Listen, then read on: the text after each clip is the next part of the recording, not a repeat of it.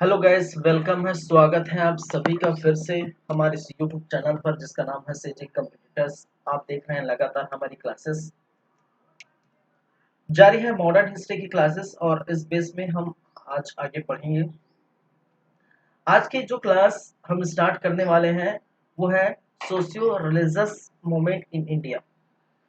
ठीक है, भारत में सामाजिक एवं धार्मिक सुधार आंदोलन। ठीक है, तो इसकी चर्चा हम करेंगे। तो स्टार्ट करते हैं हमारी आज की क्लास। चलिए फिर बातें करते हैं। चलिए,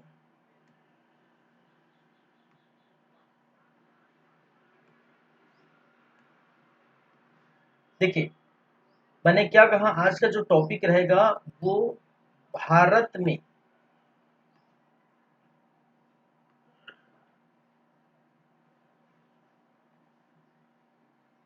भारत में सामाजिक एवं धार्मिक सुधार आंदोलन।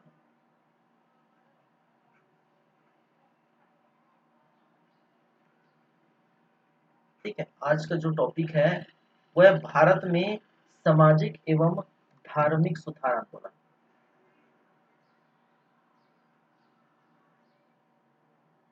चलिए, अब देखिए, सामाजिक एवं धार्मिक सुधार आंदोलन कहने का मतलब, देखिए, समाज में उस समय आप जानते हैं जब ब्रिटिश की समय, ठीक है, ये हम जानते हैं जब ब्रिटिश आए थे। पहले हम परिचय समझ लेते हैं, क्या है ये सामाजिक और धार्मिक सुधार आंदोलन, क्या है इसको पहले समझ लेते हैं।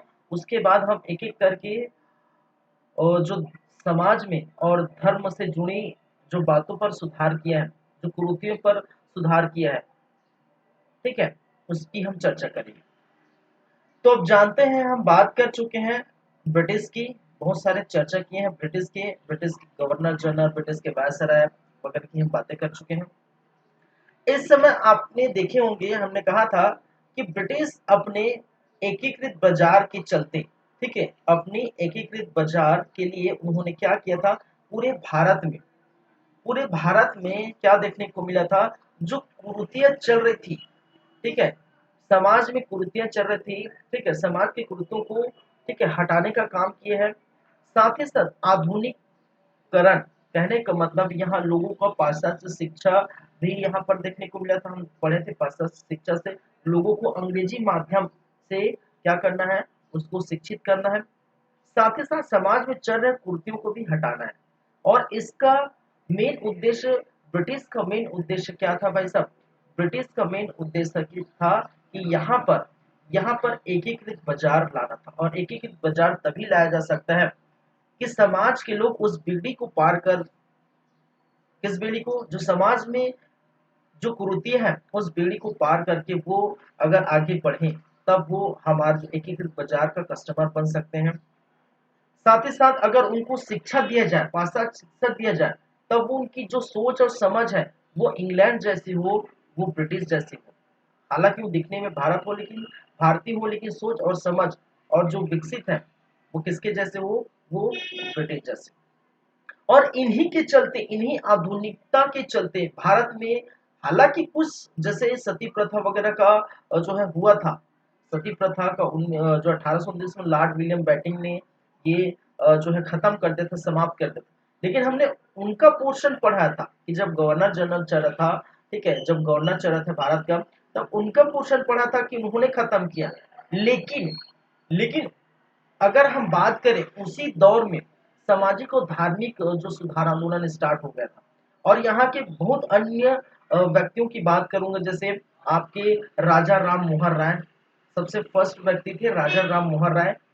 राजा राम मोहन राय, स्वामी विवेकानंद, स्वामी दयानंद सरस्वती, ठीक है, फिर ईश्वरी चंद्र विद्यासागर, केशव चंद्र, फिर ये सारे चीजों के लोगों के हम बारे में बात करेंगे। ठीक है, तो इस समय यहाँ पर 19वीं सदी में जो चल रहा था सामाजिक और धार्मिक सुधार आंदोलन, और उसी के तहत उसी पैरेलली आपको गवर्नर जनरल दिखाई देते थे, तो उसी के समय क्या हुआ था, ये बहुत सारी चीजों को बंद कर दिया गया। अब देखिए, यहाँ पर अगर हम बात करें समाज में, तो समाज में जो कुरीतियां हैं, समाज में कुरीतियां और कुरीतियां की बात करें तो बहुत सारे हैं।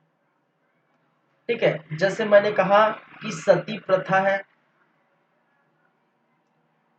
ठीक है, बाल विवाह है, सती प्रथा है, बाल विवाह है, ठीक है, आपकी कन्या हत्या है, ठगी प्रथा है, छुआछूत है,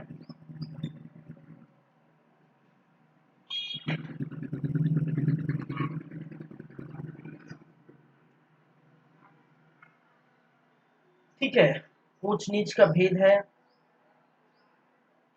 ऊंच नीच का भेद है, बहुत सारी है, बहुत सारी, पर्दा प्रथा है, पर्दा प्रथा, इतनी सारी जो कुरीतियां हैं, ठीक है, इसको समाज में हम क्या करेंगे, इसको हम खत्म करेंगे। ठीक है, ये बीड़ा उठाएंगे बहुत सारे जो व्यक्ति आएंगे, हम बात करेंगे राजा राम मोहन जैसे जो अन्य व्यक्ति। अब बोलेंगे सर ये समाज में सामाजिक और जो है धार्मिक सुधार, तो समाज के सुधार तो ये हो कि धर्म में कैसे सुधार। देखिए, लोग समाज के साथ धर्म से जुड़े हैं, याद रखिए, अगर आप सामाजिक व्यक्ति हैं तो समाज के साथ धर्म जुड़े हैं, और धर्म में बहुत सारे अंधविश्वास चल रहे हैं, धर्म में बहुत सारे क्या है, अंधविश्वास, अंधविश्वास, पाखंड, ठीक है, अंधविश्वास, पाखंड, मूर्ति पूजा, मूर्ति पूजा, ये आदि, ये आदि ऐसे अंधविश्वास, पाखंड, मूर्ति पूजा, ठीक है, इनको क्या करना है, समाज से दूर हटाना है। कहने का मतलब है सामाजिक और धार्मिक सुधार आंदोलन इसी को कहते हैं। अगर हम बात करें, देखिए 19वीं सदी में, देखिए 19वीं सदी, ये समाज एवं धार्मिक सुधार में 19वीं सदी भी देखने को मिलेगी, और आपको देखने को मिलेगा 20वीं सदी, ये दोनों समय। 19वीं सदी में समाज में जो है, समाज की जो स्थिति सुधारी जाएगी, सामाजिक एवं, ठीक है, समाज एवं धर्म में सुधार किया जाएगा, समाज एवं धर्म में सुधार किया जाएगा। उसी समय 20वीं सदी में, 20वीं सदी में अगर आप जाएंगे तो छुआछूत, छुआछूत एवं, छुआछूत एवं उच्च नीच का जो भेदभाव है, उच्च नीच का जो भेदभाव है, ठीक है, उस पर हम चोट करेंगे, उस पर हम बात करेंगे। ठीक है, और इस सब का बीड़ा अगर हम 20वीं सदी में बात करें तो 20वीं सदी में अब जानते हैं गांधी जी थे, ठीक है, हरिजन उत्थान के लिए बहुत सारे काम किए। ठीक है, बाबा साहब डॉक्टर भीमराव अंबेडकर, ठीक है, डॉक्टर भीमराव अंबेडकर, अंबेडकर, इनकी हम बात करेंगे। ठीक है, समाज एवं धर्म में सुधार के लिए हम राजा राम मोहन राय जैसे व्यक्ति की बात करेंगे, राजा राम मोहन राय, ठीक है, विवेकानंद, स्वामी विवेकानंद जी, स्वामी विवेकानंद, स्वामी दयानंद सरस्वती, दयानंद, दयानंद सरस्वती, इन सारे लोगों की हम बातें करेंगे 19वीं सदी। तो 19वीं सदी में जो समाज में धर्म में सुधार हुए, वही आगे चल के 20वीं सदी में जो हो रहे छुआछूत, उच्च नीच का भेदभाव, वर्ण, ये सभी चीजों का, जैसे गांधी जी है, भीमराव अंबेडकर है, ठीक है, दादा भाई नौरोजी भी आते हैं, उन्होंने 20वीं सदी में बीड़ा उठाया, और 19वीं सदी में राजा राम मोहन जैसे, स्वामी विवेकानंद, दयानंद सरस्वती, स्वरज चंद्र विद्यासागर, ठीक है, बहुत सारे ऐसे लोग आए जो धर्म और समाज में सुधार लाए। ठीक है, 20वीं सदी में जो है ऊंच नीच, ठीक है, निम्न जाति में, इस समय निम्न जातियों में, 20वीं सदी में जो निम्न जाति है, निम्न जाति, निम्न जाति को हे दृष्टि से देखा जाता था, उच्च जाति के लोग ऐसा मानते हैं कि उच्च जाति हमारा है, ठीक है, हम उच्च जाति के व्यक्ति हैं, कि आप निम्न जाति के व्यक्ति है, तो इस प्रकार से उच्च जाति के व्यक्ति निम्न जाति के व्यक्ति को हे दृष्टि से देखा जाता था। डॉक्टर भीमराव अंबेडकर, बाबा साहब भीमराव अंबेडकर भी इनके ही शिकार हुए थे। ठीक है, तो इसी के चलते जो चीजें देखने को मिलेगी, तो 19वीं सदी की बात करेंगे, 20वीं सदी की बात करेंगे, जहां पर सामाजिक और धार्मिक सुधार हुआ समाज में 19वीं सदी में, और 20वीं सदी में भी सुधार। ठीक है, चलिए। तो सबसे प्रथम हम जो बात करेंगे, एक एक करके बात करेंगे। तो सबसे प्रथम वो व्यक्ति आएंगे, वो कौन है? राजा राम मोहन राय। ठीक है,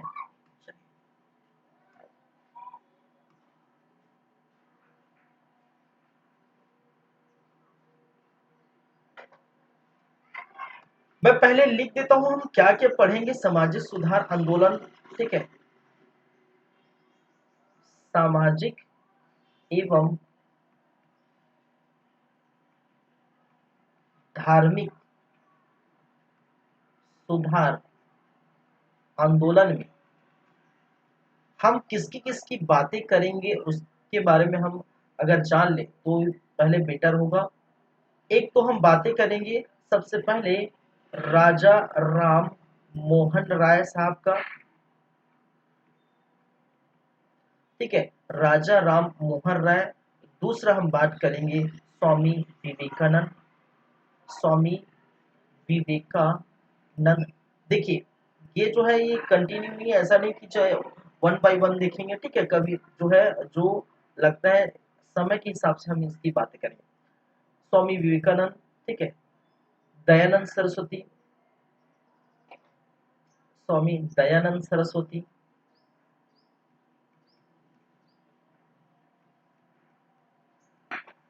ईश्वरी चंद्र विद्यासागर,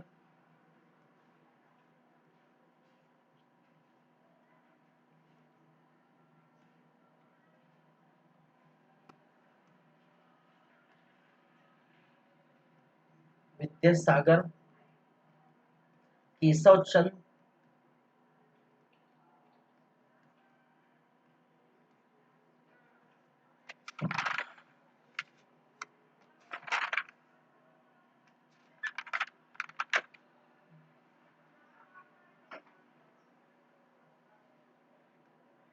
रमाकांत देव,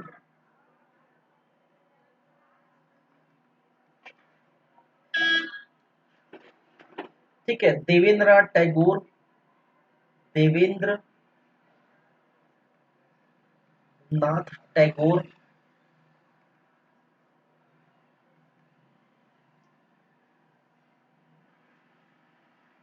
आपको दादोबा पांडुरंग,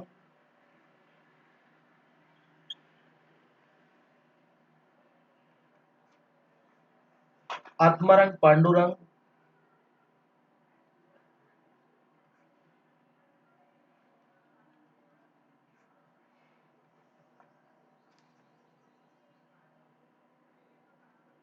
मैडम बकवास की, रूस की ये मैडम थी, क्या थी इसके बारे में हम बात करेंगे। गोपाल कृष्ण गोखले जी, गोपाल कृष्ण गोखले,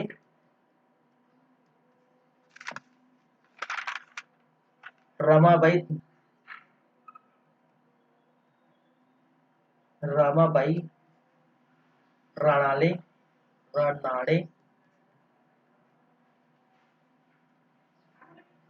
श्री राम वाजपेयी, श्री राम वाजपेयी,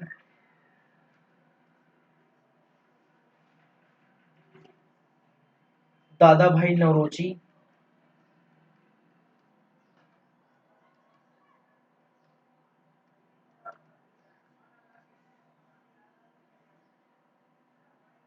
शिव नारायण अग्निहोत्री,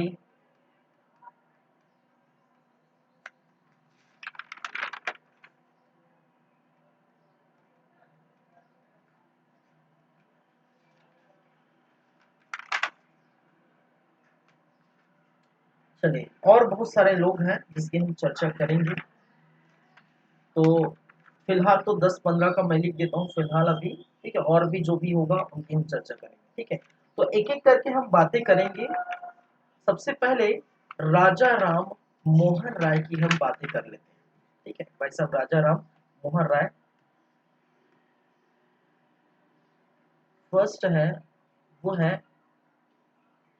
राजा राम मोहन राय। ठीक है, चलिए।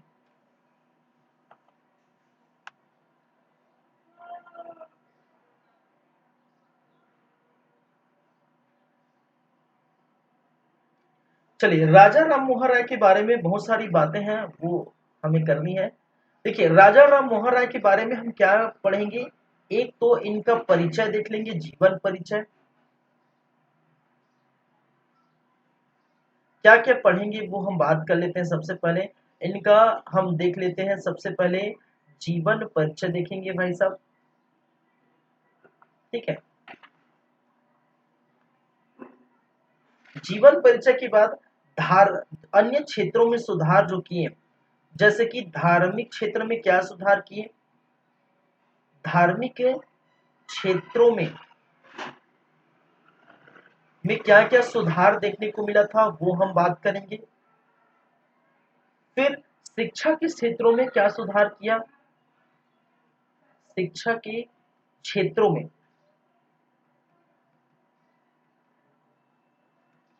सुधार की हम चर्चा करेंगे। फिर साथ ही साथ पत्रकारिता का इनको जो है, ठीक है,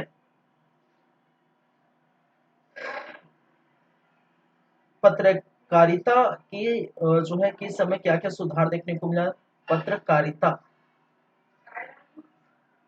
कारिता के क्षेत्र में, के क्षेत्र में कार्य, ठीक है, पत्रकारिता के क्षेत्र में क्या क्या कार्य किए और उनके अंतर्गत क्या क्या सुधार किए वो हम देखेंगे। फिर सामाजिक क्षेत्रों में सुधार देखने को मिला है, समाज में कैसा सुधार, सामाजिक क्षेत्रों में क्या क्या सुधार देखने को मिला था, वो चीजें हम क्या करेंगे, बातें करेंगे, ठीक है। चलिए, एक एक करके हम बातें करते हैं। तो सबसे पहले हम देखेंगे इनके भाई साहब के जीवन परिचय, धार्मिक क्षेत्रों में सुधार,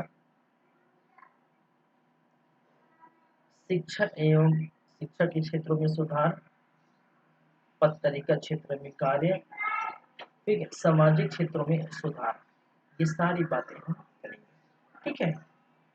चलिए, तो थोड़ा जीवन परिचय पर चलते हैं। इनके राजा राम मोहन राय के जीवन परिचय।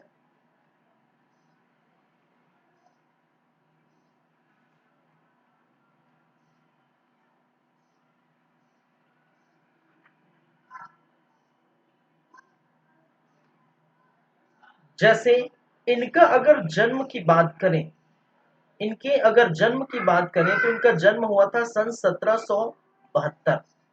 कई इतिहासकारों का मानना है, कई इतिहासकार कहते हैं, कई इतिहासकारों का मानना है कि इनका जन्म 1774 में हुआ। तो दोनों में अभी संशय बना हुआ है, ठीक है। कई इतिहासकार बोलते हैं कि इनका जन्म 1772 में है, कई इतिहासकार बोलते हैं सन 1774 में, ठीक है। वो थोड़ा ध्यान रखिए। मृत्यु की बात करें भाई साहब की, देखिए जन्म हुआ, तो जन्म हुआ कहाँ पर हुआ, तो ये बंगाल, देखिए कोलकाता में, और कोलकाता की जो बंगाली परिवार है, बंगाल में, कोलकाता की जो बंगाल में एक ब्राह्मण परिवार है, ठीक है, कोलकाता में बंगाल में इस प्रकार से राधापुर, राधापुर कहाँ पर, बंगाल में। और बंगाल कहाँ पर आ जाएगा, कोलकाता, बंगाल कोलकाता, राधापुर बंगाल के कोलकाता में हुआ था इनका जन्म। और एक राधापुर के एक जो है ब्राह्मण परिवार से ताल्लुक रखते थे। ये क्या रखते हैं भाई साहब, ब्राह्मण परिवार से क्या रखते हैं, ताल्लुक रखते हैं। कहने का मतलब है इनका जन्म सन 1772 में, ठीक है, या कह सकते हैं 1774, क्योंकि दोनों डिसाइड नहीं है, ठीक है। 72 जो है एनसीईआरटी में 72 दिया हुआ है, तो ये आप मान के चलिए एक बार जो है, ठीक है, इसको मान के चलिए 74 वाली बात जो है, ठीक है, हो भी सकती है, ठीक है, जैसा भी है। राधापुर बंगाल में, कोलकाता में एक ब्राह्मण परिवार से ताल्लुक रखते हैं, ब्राह्मण परिवार में जन्म हुआ था। चलिए, वहीं पर अगर मृत्यु की बात करें 1833, ठीक है, 1833 में इनकी मृत्यु हुई थी। और मृत्यु जो हुई थी वो कहाँ हुआ था, ब्रिस्टल, कहाँ हुआ था भाई, ब्रिस्टल। और ब्रिस्टल में हुआ था, कहाँ पर? ब्रिस्टल कहाँ है? इंग्लैंड। इंग्लैंड या जिसको कहा जाता है लंदन, ठीक है। इंग्लैंड, लंदन, ब्रिस्टल में क्या हुआ? इनकी मृत्यु हुई, इनका देहांत हुआ, ठीक है। इनको इनको इनको नव जागरण, नव जागरण, पुनः जागरण, पुनः जागरण एवं आधुनिक भारत के पिता कहा जाता है। एवं आधुनिक भारत के क्या कहा जाता है? पिता कहा जाता है। ये आप क्या करिए, याद रखिए। साथ ही साथ, साथ ही साथ इनको याद रखिए, इनको कई भाषाओं का ज्ञान था। इनको लगभग लगभग 12-15, ठीक है, लगभग इनको अनेक भाषाओं का ज्ञान था। अनेक भाषाओं का क्या था भाई साहब? ज्ञान था। ये पढ़ा लिखा व्यक्ति था, अनेक भाषाओं का ज्ञान था, ठीक है। वो बांग्ला भी जानते थे, वो हिंदी भी जानते थे, वो फारसी भी जानते थे, वो अंग्रेजी भी जानते थे, वो अरबी भी जानते थे, ठीक है। वो अंग्रेजी भी जानते थे, वो संस्कृत भी जानते थे, ठीक है। वो अन्य जो है, वो अंग्रेजी, संस्कृत भाषा, बांग्ला, ठीक है, लगभग सभी जो है भाषा जो है लगभग 1 दर्जन बोल सकते हैं, 1 दर्जन भाषाओं का इनको ज्ञान था भाई साहब को, ठीक है। ये चीज याद रखिए। देखिए, इनको अगर इनके नाम में, ठीक है, इनके नाम में अगर पड़ा हुआ है राजा राम मोहन राय, इसको पहले हम देख लेते हैं। इनका नाम जो पड़ा हुआ है राजा राम मोहन राय, तो इनका वास्तविक नाम अगर बात करें, ठीक है, अगर इनका वास्तविक नाम याद बात करें तो वास्तविक नाम क्या है? मोहन राय, मोहन राय। लेकिन यहाँ पर जो शब्द जुड़ा हुआ है, सामने जो है शब्द है, वो है राजा। और इस राजा की जो उपाधि दी गई थी, इस राजा की जो उपाधि दी गई थी, और उपाधि किसने दी थी भाई? अकबर सेकेंड द्वारा, ठीक है। जो उत्तरवर्ती मुगल काल अकबर सेकेंड, और अकबर सेकेंड द्वारा क्या की गई थी? इसको उपाधि दी गई थी। किसकी उपाधि दी गई थी भी? किसकी उपाधि दी गई थी? राजा की उपाधि किसके द्वारा दी गई थी? अकबर सेकेंड के द्वारा जो है राजा की उपाधि दी गई थी, ठीक है। ठीक है, तो ये चीजें आपको याद रखिए। अब देखिए, ये इनके बीच इनका क्या संबंध है, ये याद रखिए। अगर मोहन राय की हम बात करें तो मोहन राय के बारे में कहा जाता है कि ये विद्वान व्यक्ति थे, पढ़ा लिखा व्यक्ति थे, बंगाल के, कोलकाता के पढ़े लिखे व्यक्ति थे, ठीक है। और अकबर सेकेंड के बारे में कहा जाता है, देखिए, अगर हम उत्तर वैदिक मुगल का पढ़े होंगे, आपने अगर मेरा जो पिछला पिछला वीडियो पढ़े होंगे, उत्तर वैदिक उत्तरवर्ती मुगल काल, और उत्तरवर्ती मुगल काल में मैंने कहा था कि औरंगजेब की मृत्यु के बाद उनका पुत्र मुअज्जम, ठीक है, उसका पुत्र मुअज्जम बनता है। उसके बाद से अकबर जो है उत्तरवर्त मुगल काल है, ठीक है, मुगल काल को उनका क्या होता है? पतन की ओर जो है स्टार्ट होता है, हो जाता है। उनमें से एक अकबर सेकेंड था। और अकबर सेकेंड के समय जो ब्रिटिश काल है, ठीक है, ब्रिटिश है, ये ब्रिटिश है। अकबर सेकेंड के समय जो ब्रिटिश है, ब्रिटिश ने क्या किया था कि अकबर सेकेंड की जो पेंशन थी, ठीक है, जो पेंशन है, पेंशन जो है बंद कर दी थी, पेंशन नहीं दे रहे थे पैसा, पैसा को पेंशन नहीं दे रहे थे, पेंशन बंद कर दी थी। और इसीलिए अकबर सेकेंड ने मोहन राय को क्या कहा? भेजा। कहाँ भेजा? ब्रिटिश भेजा, इंग्लैंड भेजा, ठीक है। कहाँ भेजा? लंदन भेजा, इंग्लैंड भेजा, ब्रिटिश भेजा। और लंदन भेजा इस चीज के लिए कि चेक करिए भाई साहब, मेरा पेंशन किस प्रकार से रुका है, क्यों रुका है। तो ये चीज याद रखें, अकबर सेकेंड ने, ठीक है, इनकी पेंशन की लड़ाई के लिए, सॉरी, अकबर सेकेंड की पेंशन की लड़ाई के लिए मोहन राय इंग्लैंड जाते हैं, लंदन जाते हैं, ठीक है, और लंदन जाते हैं, इंग्लैंड जाते हैं, और इसी कारण इनको एक राजा की उपाधि दी जाती है। ठीक है, आपको ये भी बता दें, यही लंदन में जाते हैं, इसी इंग्लैंड में जाते हैं, और कहा जाता है इसी लंदन में एक जगह है ब्रिस्टल, और ब्रिस्टल नामक जगह पर ही 1833 में इनकी मृत्यु हो जाती है। 1833 में भी इनकी मृत्यु हो जाती है। बाद में कई भारतीय लोगों ने जो है ये जताया था, ये कहा था कि ब्रिस्टल जाके, लंदन जाके, ब्रिटिश जाके राजा राम मोहन राय, ठीक है, दूसरा धर्म अपना लेते हैं। कौन सा? ईसाई धर्म अपना लेते हैं। ईसाई धर्म अपना लिए, ऐसा अफवाह फैलती थी, लेकिन याद रखिए ईसाई धर्म उन्होंने नहीं अपने। मैंने कहा है ब्राह्मण परिवार से वो ताल्लुक रखते हैं, ब्राह्मण परिवार में जन्म लिए, ठीक है, और ब्राह्मणों में हो रहे, ब्राह्मण के द्वारा हो रहे कुरीतियां, ब्राह्मण द्वारा जो हो रहे कुरीतियों का भी उन्होंने खंडन किया। ऐसा नहीं है, ऐसा नहीं कि ब्राह्मण परिवार के व्यक्ति है तो इसका मतलब नहीं कि ब्राह्मण के द्वारा या ब्राह्मण समाज में लिप्त कुरीतियों को भी उन्होंने जो है एक्सेप्ट किया, ऐसा नहीं है। उन कुरीतियों का भी चोट किया है। जैसे हम बात करेंगे भी जब धार्मिक सुधार देखेंगे, सामाजिक सुधार देखेंगे, उस समय हम बात करेंगे। फिलहाल इनका जीवन परिचय देख रहे हैं, ठीक है। तो कई ऐसे लोगों का कहना है कि भाई साहब ये बाद में ईसाई धर्म में कन्वर्ट हो जाते हैं, ईसाई धर्म अपना लेते हैं। और ऐसा क्यों कहा गया है? ऐसा क्यों कहा गया है? ऐसा इसलिए कहा गया है कि ब्रिस्टल में, इंग्लैंड में इनकी मृत्यु हो जाती है 1833 में, और ब्रिस्टल इंग्लैंड में इसकी मृत्यु के उपरांत इसको दफना दिया जाता है। कहां पर? ठीक है, कहां पर इनको दफना दिया जाता है? ब्रिस्टल में। अब शव को थोड़ी लेके आएंगे भाई, ठीक है, दफना दिया जाता है। अब चूंकि आप जानते हैं जो हिंदू समाज में ये नियम है, अगर किसी की मृत्यु हो जाए, ठीक है, किसी की मृत्यु हो जाए तो उनको जलाया जाता है। मुस्लिम समाज में या ईसाई समाज में उनको दफना दिया जाता है।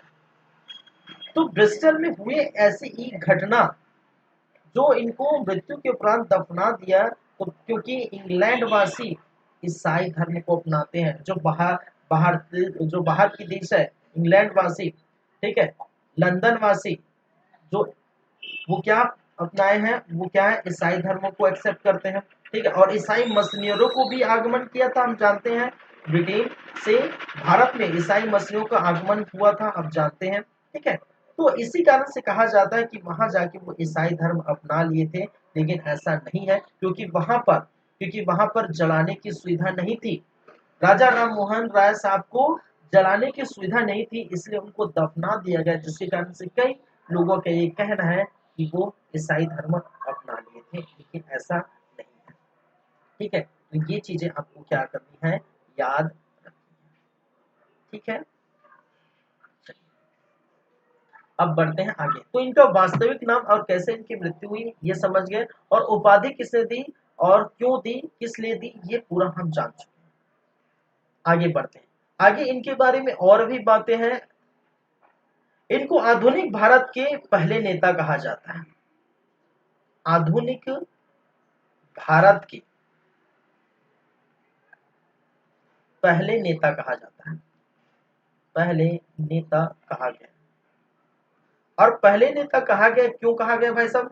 क्योंकि इन्होंने पहली बार बीड़ा उठाया कि भारत में, यस, भारत के समाज में हो रही ऐसे कुरीतियों का विरोध करें, भारत में समाज में हो रही ऐसे कुरीतियों को मार भगाए, ठीक है, ऐसे कुरीतियों को हटाए, और साथ ही साथ समाज के साथ साथ अगर समाज में कोई व्यक्ति है, वो जाहिर सी बात, तो धर्म से जुड़ा होगा, तो धर्म भी में जो भी चीज है उसको भी वो क्या करें, उनका भी विरोध किया जाए, ठीक है। तो इसलिए भारत के ऐसे नेता है, ऐसे प्रथम नेता है जिन्होंने ऐसे बीड़ा उठाया है, प्रथम ऐसे नेता, इसलिए इसको आधुनिक भारत के प्रथम नेता के रूप में गिना जाता है।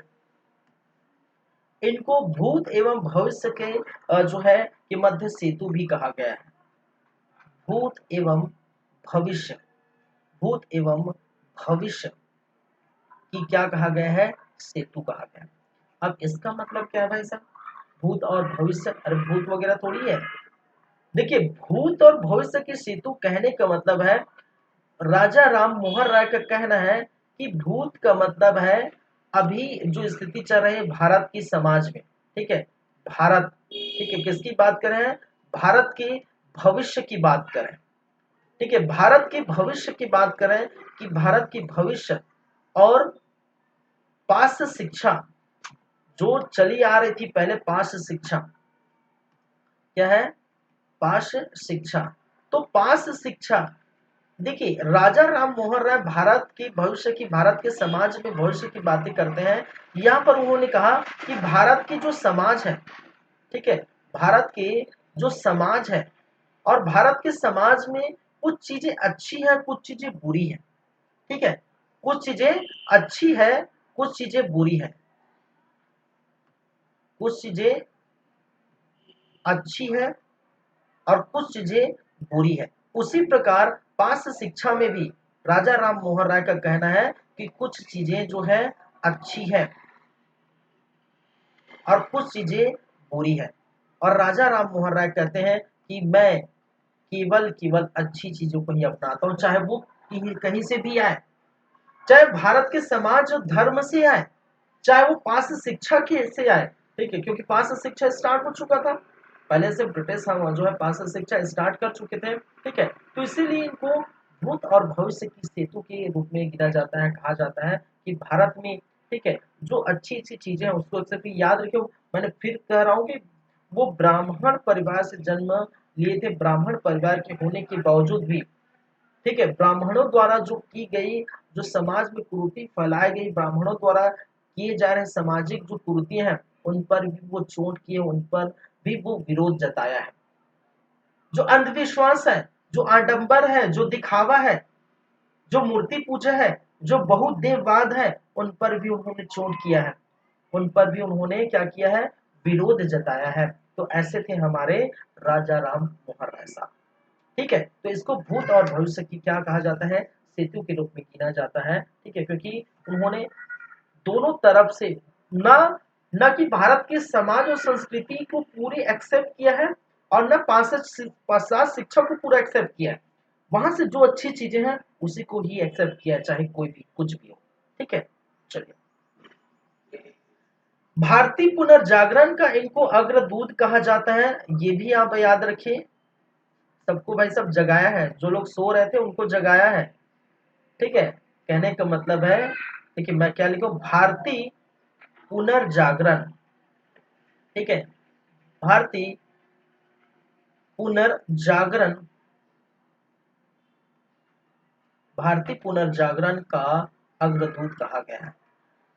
अग्रदूत कौन है भाई साहब, राजा राम मोहन राय। साथ ही साथ मैं यहां लिख देता हूं भारतीय पत्रकारिता, पत्रकारिता, भारतीय पत्रकारिता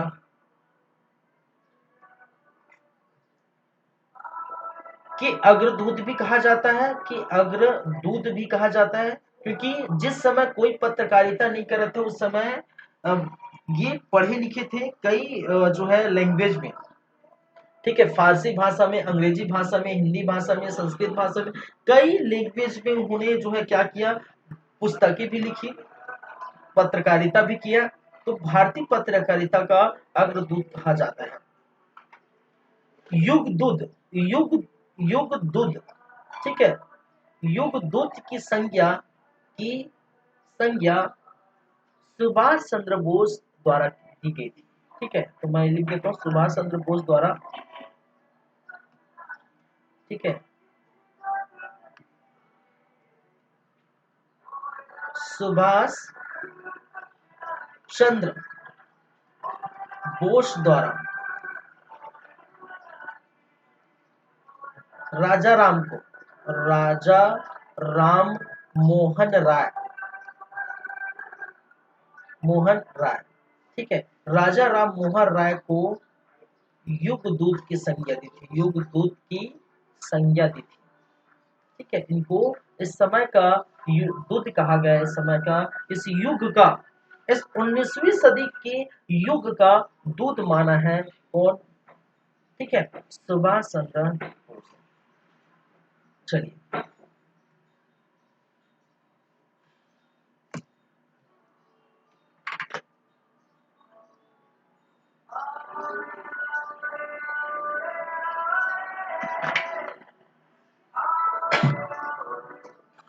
चलिए, तो ये थे इनके परिचय, इनकी बातें। ठीक है, तो आप याद रखिए इनके बारे में।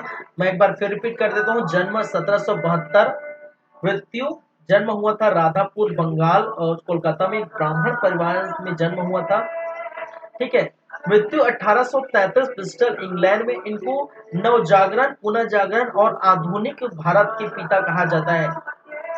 इन्होंने अनेक भाषाओं का ज्ञान इनको था, बांग्ला, हिंदी, फारसी, अंग्रेजी, संस्कृत और अन्य भाषा, तमिल, तेलुगु, कुछ और भाषा का ज्ञान है लगभग।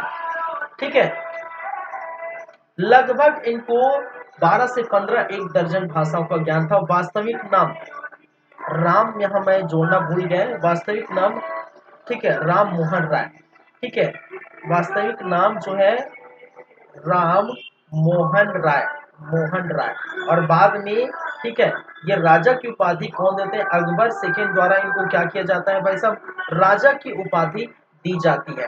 ठीक है, और अकबर सेकंड ने राजा की उपाधि मैंने क्यों कहा क्यों दी जाती है? क्योंकि ये इनका पेंशन की बातें अटकी हुई थी। किसकी? ब्रिटिश सरकार ने जो है अकबर सेकंड की पेंशन पर रोक लगा दी गई थी। तो इन पर वार्तालाप करने के लिए एक व्यक्ति को भेजा था। वो कौन था? वो वही था, राम मोहन राय। और इनके कारण इनको राजा की उपाधि दी गई थी। राजा की उपाधि दी गई थी और बाद में ब्रिस्टल में इनकी मृत्यु हो जाती है 1833 में। उनको दफना दिया जाता है, जिसके कारण से लोगों में ये अफवाह फैल जाती है कि वो ईसाई धर्म अपनाए। क्योंकि मैंने कहा कि ब्रिस्टल में ऐसा नहीं था कि जलाने की और जो सामग्री उपलब्ध नहीं, जलाने की सुविधा नहीं था, जिसके कारण इसको दफनाया गया था। याद रखिए, ये कभी ईसाई धर्म कन्वर्ट नहीं हुए थे, ब्राह्मण धर्म से थे, ब्राह्मण परिवार से थे। ठीक है, ब्राह्मण परिवार से ताल्लुक रखते थे। ये चीजें मैंने बताया। फिर मैंने कहा आधुनिक भारत के पहले नेता कहा गया है। ठीक है, जो ये बीड़ा उठाया कि समाज में चल रहे हैं और धर्म में चल रहे हैं वो कुर्तियों को वो नष्ट कर दे, उस कुर्तों को खत्म कर दे। भूत और भविष्य की संज्ञा और भूत और भविष्य की सेतु के बारे में मैंने कहा। और भारतीय पुनर्जागरण का अग्रदूत, भारतीय पत्रकारिता की अग्रदूत। ठीक है, ये याद रखिए। कई बार एक क्वेश्चन पूछा गया है, निम्नलिखित में से इनमें से कौन सी शख्सियत है जिनको भारतीय पुनर्जागरण का अग्रदूत कहा गया, या भारतीय पत्रकारिता का अग्रदूत कहा जाता है, या आधुनिक पुनर्जागरण का अग्रदूत कहा जाता है, पितामह कहा जाता है, या आधुनिक भारत के पितामह कहा जाता है, या आधुनिक भारत के नेता कहा जाता है? ये सभी के सभी आंसर एक ही हो गए, वो है राजा राम मोहन राय। ठीक है, इसको युग दूत भी कहा गया है। तो युग दूत भी सुभाष चंद्र बोस द्वारा कहा गया है। ये चीजें आपको याद रखनी। ठीक है, चलिए अब बातें करते हैं एक एक करके। धार्मिक क्षेत्रों में क्या सुधार किए? ठीक है, शिक्षा के क्षेत्रों में क्या सुधार लाए, पत्रकारिता के क्षेत्र में क्या सुधार लाए, और समाज के क्षेत्रों में क्या सुधार लाए, वो हम देखते हैं। तो सबसे पहले धार्मिक क्षेत्रों में सुधार, इनके अंतर्गत हम बात करेंगे। धार्मिक क्षेत्रों में सुधार, धार्मिक क्षेत्रों में सुधार देखने को मिलेगी। क्या क्या वो हम देखते हैं। ठीक है, क्षेत्रों में सुधार और धार्मिक क्षेत्रों में सुधार के अंतर्गत क्या क्या बातें हैं वो हम देखेंगे। चलिए, धार्मिक क्षेत्रों में सुधार की गई थी। कुछ पुस्तकें लिखी गई है, कुछ बुक लिखे गए हैं। जैसे कि एक बुक लिखा गया है तोहफत उल मुद्दीन। देखिए, मैं एक बात और बता देना चाहता हूँ इनके बारे में। देखिए, बीच बीच में ये मुझे ध्यान आता है तो मैं बताता हूँ। ठीक है, एक बात और बता देना चाहता हूँ। अगर हम धार्मिक क्षेत्रों की हम बात करें, ठीक है, धार्मिक क्षेत्रों में सुधार की बात करें, सामाजिक क्षेत्रों में सुधार की बात करें, तो वो धर्म में और समाज के क्षेत्रों में सुधार जो मिलेगी वो कहाँ पर होगा? स्टार्टिंग में आपको बंगाल में देखने को मिलेगा। सबसे फर्स्ट बंगाल है, बॉम्बे है, मद्रास है। ठीक है, ये इन्हीं चीजों में स्टार्टिंग में, मैंने क्या कहा, स्टार्टिंग के स्थानों में ये चीजें देखने को मिलेगी। और सबसे फर्स्ट जो देखने को मिलेगा वो कहां पर भाई साहब? वो बंगाल पर देखने को मिलेगा। क्योंकि बंगाल पर ब्रिटिश का सबसे पहले कब्जा हो चुका था 1757 के प्लासी युद्ध के बाद। आप पढ़े, प्लासी के युद्ध हुआ था सन 1757 और सन 1757 के बाद, प्लासी युद्ध के बाद बंगाल पर कब्जा हो गया था। फिर 1764 में बक्सर का युद्ध हुआ। फिर बक्सर के युद्ध के परिणाम आप देखे थे। ठीक है, 1765 में, ठीक है, आपको क्या देखने को मिला था कि जो है आप इलाहाबाद की संधि हुई थी, और इलाहाबाद की संधि के बाद बंगाल, उड़ीसा पर जो दीवानी मामले हैं ये इनके अंतर्गत आ जाते हैं। इसका मतलब बंगाल पर पूरी तरह से नियंत्रण प्राप्त कर लिए थे, और बंगाल पर जो आधुनिकीकरण है वो पूरी तरह से हावी हो गया था।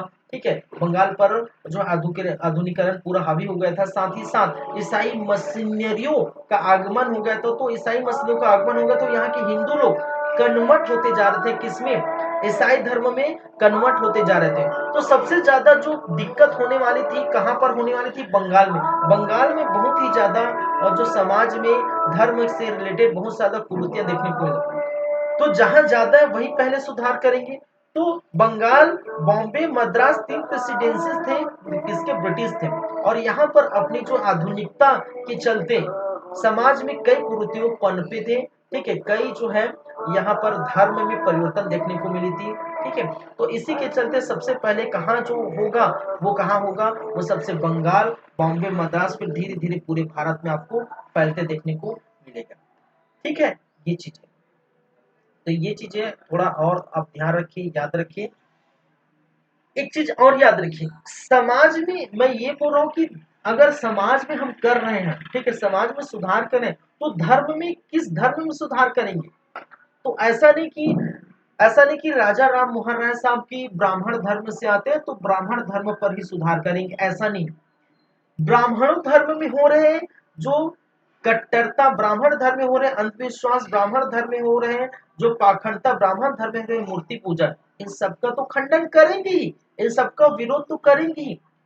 लेकिन मुस्लिम धर्म में हो रहे हैं, सिख धर्म में हो रहे हैं, ईसाई धर्म में हो रहे हैं, और अन्य धर्मों में भी जो हो रहे हैं, जो आडंबर दिखावा, ठीक है, जो अंधविश्वास, जो पाखंडी, ऐसे ऐसे जो ऐसे अन्य धर्म हो रहे उनको भी सुधार करना। ऐसा नहीं कि ब्राह्मण धर्म से आते हैं तो उनका ही बीड़ा उठाएंगे, ऐसा नहीं है। ठीक है, तो याद रखिए ये चीजें।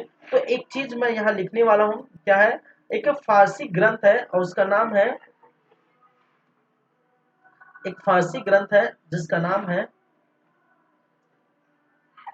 तोफत उल तोफत उल मुद्दीन। ठीक है, क्योंकि ये फारसी ग्रंथ में, ठीक है, मुद्दीन, क्योंकि फारसी भाषा में लिखा गया, ये क्या है, ये फारसी भाषा में लिखा है, और फारसी भाषा में लिखा है। ठीक है, तो ये ऐसे ही लिखा होगा भाई, जाहिर सी बात है। और इसका जो मतलब होता है, ठीक है, इसका अगर हम बोले हिंदी में, अगर मतलब चाहे, ठीक है, अगर इसका मतलब पूछा जाए हिंदी में, हम हिंदी भाषी भाई हिंदी समझते हैं, फारसी नहीं समझते। ठीक है, तो इसका मतलब है कि एकेश्वरवाद को उपहार, इसका मतलब है एकेश्वर वाद को उपहार। ठीक है, जो तोहफत उल मुद्दीन का मतलब, तोहफा समझते हैं ना, तोहफा, तोहफा तोहफा तोहफा, लाया लाया, गाना सुने ना, ठीक है भैया। ठीक है, तो एकेश्वरवाद को उपहार। ठीक है, और इसका मीनिंग ये है, इसका मतलब तो समझ गए, इसका मीनिंग ये है, इसका तात्पर्य है कि जो मूर्ति पूजा है उनका विरोध किया गया है, मूर्ति पूजा प्लस बहुदेववाद का विरोध किया गया है, और एकेश्वरवाद को मानने की बात कही गई। मैंने क्या कहा, इसका मतलब क्या है कि मूर्ति पूजा, ठीक है, और बहुदेववाद का विरोध जताया। इसके अंतर्गत इस धार्मिक सुधार के अंदर फारसी भाषा में जो ग्रंथ लिखे गए हैं, ठीक है, ये फारसी भाषा में लिखे गए क्या है, ग्रंथ है। और इस फारसी भाषा में लिखे गए ग्रंथ में मैंने क्या कहा कि मूर्ति पूजा प्लस बहु बहुदेववाद, बहुदेवा समझते हैं ना, एक से अधिक देवता। ठीक है, प्राचीन काल में हम जानते थे कि पृथ्वी भी हमारी देवता है, सूर्य भी हमारा देवता है, अग्नि भी हमारा देवता है। ठीक है, आकाश, अंबर, जितने भी है, पेड़ पौधे, पशु पक्षी, जानवर, जो भी सब देवता हो जाते हैं। तो ऐसे बहुदेववाद और मूर्ति पूजा का क्या किया गया है, का विरोध जताया है, का विरोध जताया है, खंडन किया है, इनका खंडन किया है, इनका विरोध जताया है। ठीक है, ऐसे मूर्ति पूजा बहुविद्यवाद का विरोध जताया है, साथ ही साथ एकेश्वरवाद, एकेश्वरवाद, एकेश्वरवाद को क्या किया, सही ठहराया है। ठीक है, एकेश्वरवाद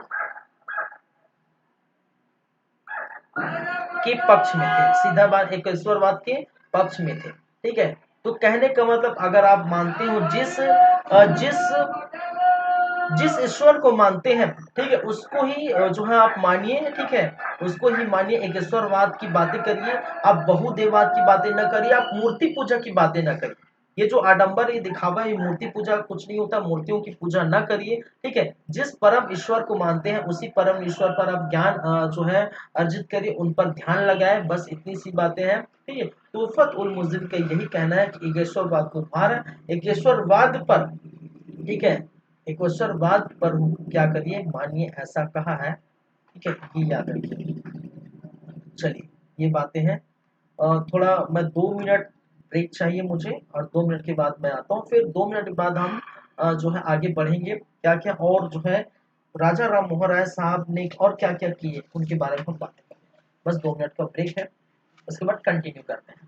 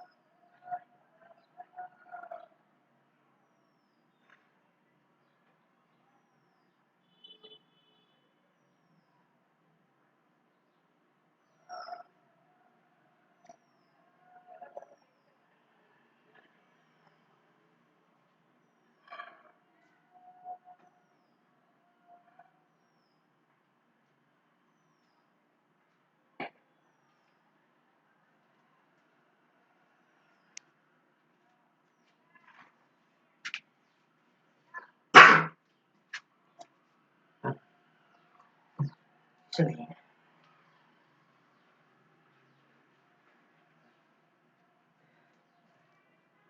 फिर से वेलकम है, फिर से स्वागत है आप सभी लोगों का हमारे इस यूट्यूब चैनल पर। आगे बढ़ते हैं, आगे देखते हैं बातें। ठीक है, चलिए।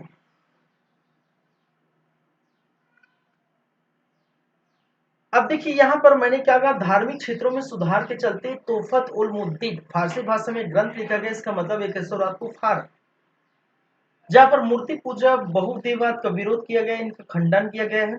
और एकेश्वरवाद का जो है इनका इनके पक्ष में थे। और इन्हीं के चलते आपको पता होगा 1815 1815 1815 में इन्होंने राजा राम मोहन राय साहब ने आत्मी आत्मी सभा का गठन किया गया था। आत्मी सभा बनाया, और आत्मी सभा बनाने का जो उद्देश्य, इनके पीछे उद्देश्य जो था, ठीक है, इनका उद्देश्य है कि एकेश्वरवाद का प्रचार करना। इनका उद्देश्य क्या था? एकेश्वरवाद, मतलब एक ही परम ईश्वर। एकेश्वरवाद कहने का मतलब है एक ही परम ईश्वर। एकेश्वरवाद का क्या किया है? प्रचार करने के लिए क्या किया गया था? एक आत्मी सभा का गठन किया गया था। आत्मी सभा का गठन किया था, जिनका उद्देश्य क्या था? एकेश्वरवाद का प्रचार करना। तो ये याद रखिए, ठीक है। एक एक हम बात करेंगे। 1815 में आत्मी सभा, वहीं पर हम बात करें तो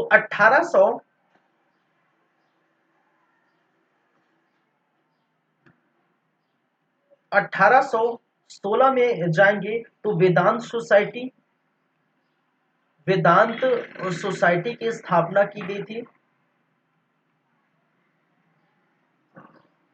1820 में आप जाएंगे तो 1820 में आपको देखने को प्रिसेप्ट ऑफ जीसस एक पुस्तक लिखी गई थी, जिसका नाम है प्रिसेप्ट ऑफ जीसस।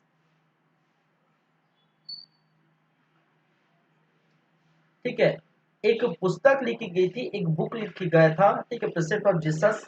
और इसमें जो ईसा मसीह द्वारा जो आप जानते हैं कि जो एक मान्यता है, किसमें? ईसाई धर्म में ये एक मान्यता है कि ईसा मसीह एक चमत्कारी जो है महापुरुष थे, चमत्कारी जो व्यक्ति है, ठीक है। और अपने चमत्कार से, ठीक है, अपने चमत्कार से लोगों को जो है बहुत सारी उनकी बीमारी ठीक कर देते हैं। लोगों को जो है, ठीक है, अपने चमत्कार से जो चमत्कार दिखाते हैं। और ऐसे इसी चीजों का जो है विरोध जताया गया है, किसमें? इस बुक में, ठीक है। तो ईसा मसीह की चमत्कार का विरोध जताया, इसलिए मैं लिख सकता हूँ इस बुक में, ठीक है, ईसा मसीह की चमत्कार चमत्कार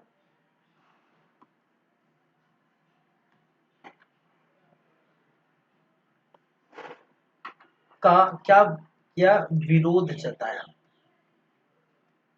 ठीक है, उनका खंडन किया। किसमें? इस बुक में, प्रिसेप्ट ऑफ जीसस नामक बुक में, ठीक है, इनका खंडन किया गया है, ठीक है। और ये बुक जो प्रकाशन हुई थी, इस बुक का प्रकाशन हुआ था, कहा जाता है इस बुक का प्रकाशन लंदन में किया गया था, ठीक है, इस बुक का प्रकाशन। वहीं पर 1828 में 1828 में आपको देखने को ब्रह्म समाज के जो है ब्रह्म ब्रह्म सभा की स्थापना की गई थी। और ब्रह्म सभा की स्थापना का मूल उद्देश्य ये था कि हिंदू धर्म में सुधार, ठीक है, हिंदू धर्म में सुधार हेतु हिंदू धर्म में सुधार हेतु ब्रह्म सभा की स्थापना की गई थी। ये भी आप याद रखें इनके समय, ठीक है। बाद में ये 1830 में 1830 में ये क्या हो जाते हैं? ब्रह्म समाज हो जाता है। वही क्या हो जाता है? ब्रह्म समाज हो जाता है। समाज, ब्रह्म सभा से 1830 में क्या हो जाता है भाई साहब? ब्रह्म समाज हो जाता है। ये तो ये चीजें आपको क्या करनी है? याद रखनी, ठीक है। तो धार्मिक क्षेत्र में ये सुधार देखने को मिला है। यहीं पर अगर मैं बात करूं, शिक्षा के क्षेत्रों में सुधार, शिक्षा के क्षेत्रों में सुधार, ठीक है। तो शिक्षा के क्षेत्रों में सुधार देखने को मिला था वो क्या क्या है भाई साहब, क्या क्या सुधार देखने को मिला शिक्षा के क्षेत्रों में। एक तो सुधार देखने को मिला 1817 में, और 1817 में हिंदू कॉलेज, हिंदू कॉलेज की स्थापना की गई थी। कॉलेज, और कहां पर, कलकत्ता में। कलकत्ता में हिंदू कॉलेज की सुधार जो है स्थापना की गई थी। और इनके एक तो कौन थे, डेविड हेयर, किनके किनके द्वारा, एक तो ब्रिटिश में David Hare, David here plus ये खुद राजा राजा राम मोहन राय, राजा राम मोहन राय एवं डेविड हेयर द्वारा हिंदू कॉलेज की स्थापना की गई थी। ये भी आप याद रखिए, कोलकाता में। कोलकाता में ही दूसरे नंबर 1825 में, 1825 में वेदांत कॉलेज की स्थापना की गई थी। कॉलेज की, ठीक है, वेदांत कॉलेज की स्थापना ये भी कलकत्ता में देखने को मिला था। कहने का मतलब है कलकत्ता में जो वेदांत कॉलेज और हिंदू कॉलेज की स्थापना शिक्षा के क्षेत्रों में सुधार के लिए देखने को मिला है। ठीक है, हम जानते हैं कि शिक्षा के क्षेत्रों में सुधार के लिए वुड विस्पेच जैसे जो है शिक्षा नीति आई थी, जो ब्रिटिश गवर्नमेंट द्वारा लाई गई थी, जहां पर पाश्चात्य शिक्षा को प्रेफरेंस दिया गया था और पाश्चात्य शिक्षा के माध्यम को अंग्रेजी माध्यम बनाया गया था। बाद में ऐसे कॉलेज को स्थापना करके हिंदी और संस्कृत भाषा में पढ़ाने की बात कही गई थी। तो शिक्षा के क्षेत्रों में, ठीक है, तो वो सुधार देखने को मिलेगा। समाज में हो रहा है धार्मिक सुधार देखने को मिलेगा, धर्म में और शिक्षा में ये हो गया। अब बात करेंगे पत्रकारिता के क्षेत्र में इन्होंने क्या क्या कार्य किए।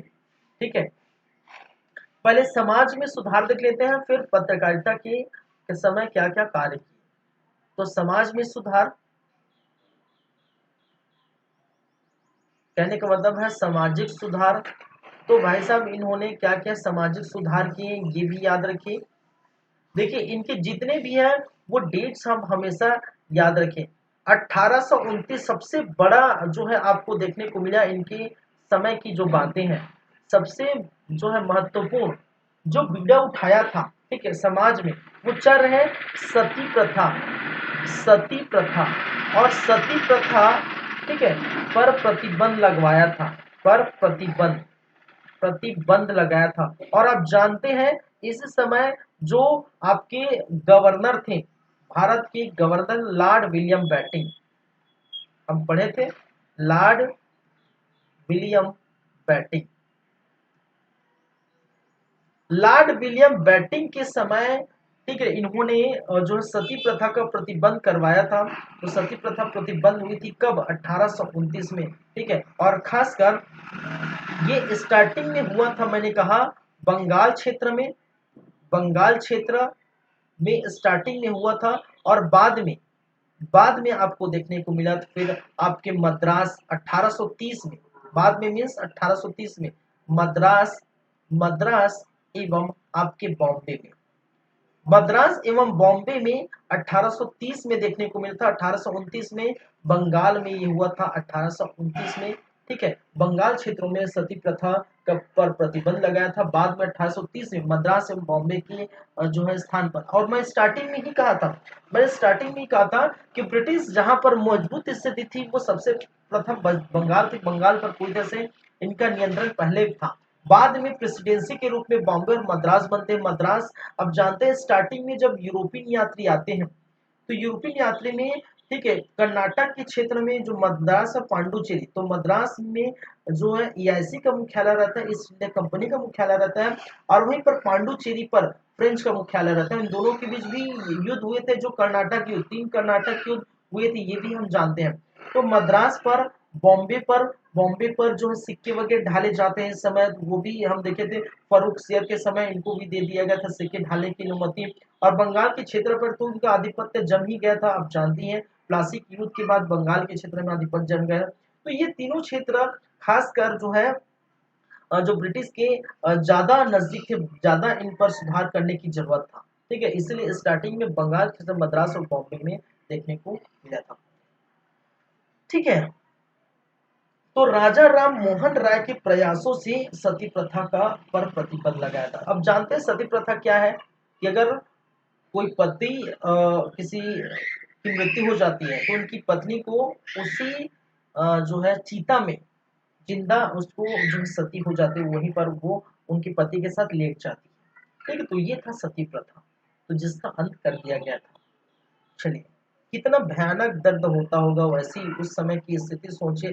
अभी अगर ऐसा करेंगे तो फिर तो ठीक है, उस समय कितना कि एक जिंदा औरत अपनी पति की चीते में जो है चिता में लेट जाती है, तो फिर सोच सकते हैं। ठीक है, चलिए, तो समाज में ये सुधार देखने को मिला था। शिक्षा में सुधार हो चुका है, समाज में पत्रकारिता में क्या क्या कार्य हुआ था वो हम देख लेते हैं। ठीक है,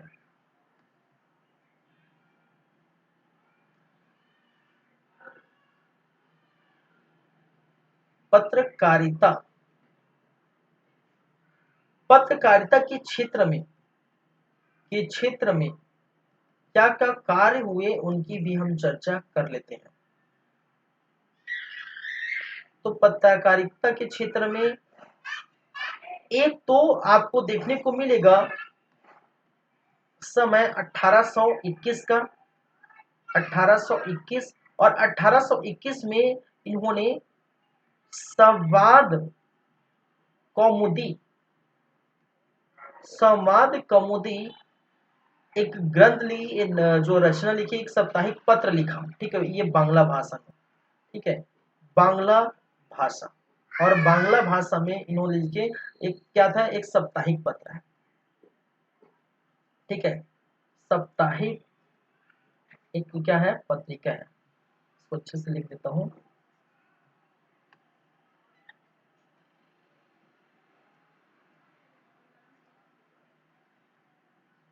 पत्रिका 1822 में, 21 के बाद 1822 में, 1822 में उन्होंने मिराद उल अखबार लिखा। उन्होंने मिराद उल अखबार लिखा, और मिराद उल अखबार ये फारसी भाषा में। ठीक है, फारसी भाषा, इनको अनेक भाषाओं का ज्ञान था, मैंने बताया था। 1822 में ही उन्होंने ब्रह्मकिल मैगजीन लिखा। ब्रह्मकिल मैगजीन, ये लिखिए अंग्रेजी भाषा, अंग्रेजी भाषा। ठीक है, तो ये चीजें आप याद रखिए, राजा राम मोहन राय के समय के कुछ अन्य जो बातें हैं।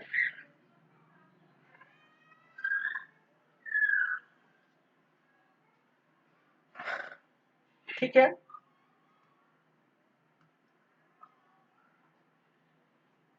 तो हम देख चुके हैं समाज में, देखिए समाज में धर्म से शिक्षा, पत्रकारिता, समाज में क्या क्या सुधार किए उनके परिचय देख लिए। तो ये चीजें आप याद रखिए। देखिए यहाँ से आप याद रखिए, तोहफा उल मुल्क, ये डेट्स याद रखिए, कभी कभी ये डेट्स पूछा जाता है। आत्मीय सभा की जो है, ठीक है, कब आत्मीय सभा की स्थापना किया गया था, उसके बाद ये डेट से 1816, 20, 28, 17, 25, ये चीजें याद रखिए। 29, 21, 22, ये चीजें याद रखिए कब क्या हुआ था।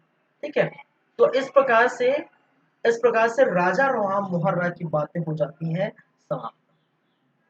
ठीक है, राजा राम मोहन राय के बारे में हम बात करेंगे, जो है स्वामी सर विवेकानंद, स्वामी दयानंद सरस्वती, ईश्वर चंद्र विद्यासागर, ईश्वर। ठीक है, और थोड़ा थोड़ा जो बाकी रह गए, इन्होंने कुछ कुछ जो है संगठन स्टार्ट किया था। इनके जो बीड़ा उठाया था किसके लिए, ये धर्म और जाति और जो है